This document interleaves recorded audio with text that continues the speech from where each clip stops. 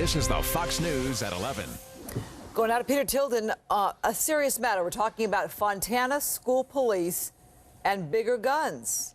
Yeah, I mean, they purchased these guns just under the radar, and people found out about it. Now they're all upset. At least some of them are I don't know upset. if it's under the radar, but Peter, give us your thoughts. You know, when you research it, it sounds like they did the right thing. They did a really smart thing.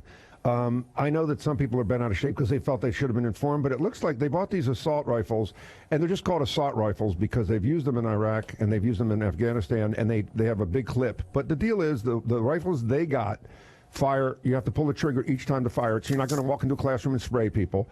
I don't know if you guys ever fired a pistol, but it's not stable. This is, you put it in your shoulder, and it supposedly can take out an intruder. They have gotten 40 hours of training. It's locked in a safe. They did everything right, and once you're kind of educated about what they did, I think this is pretty smart, and they did it in advance of Sandy Hook. It's not like they did it after.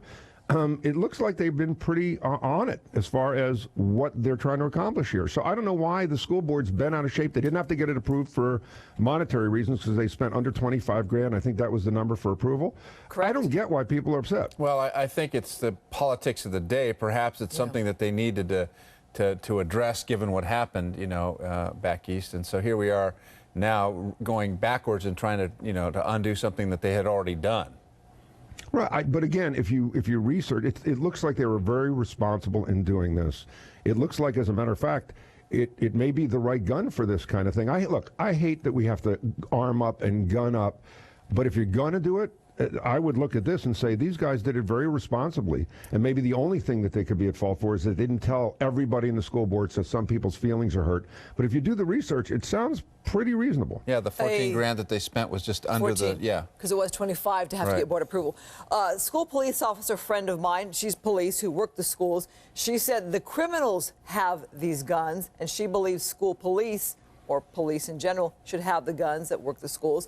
The question, though, a lot of parents, Peter, they don't always agree with this just because you say the school did it the right way. Yeah, you know what? We're going to have this conversation forever. I wish we didn't need guns in schools.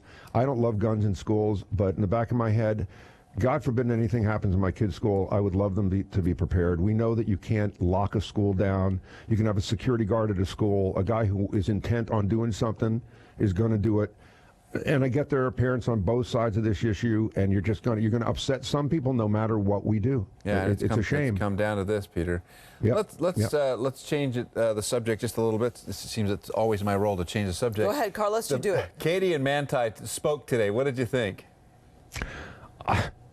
First off, I laugh because you hear the conversation. Manti Te'o, I got to just say, either has the lowest IQ of any human being, or he was using this to up his deal, because he says to Katie, asked him, well, you played out the scenario even when you knew it, even when you knew she was fake, and he said, Katie, what would you have done? Right. And I'm thinking Katie would have said, well, maybe after the third phone call, I would have flown to see her. Maybe I would have asked some other questions. Maybe I would have gone to the picnic.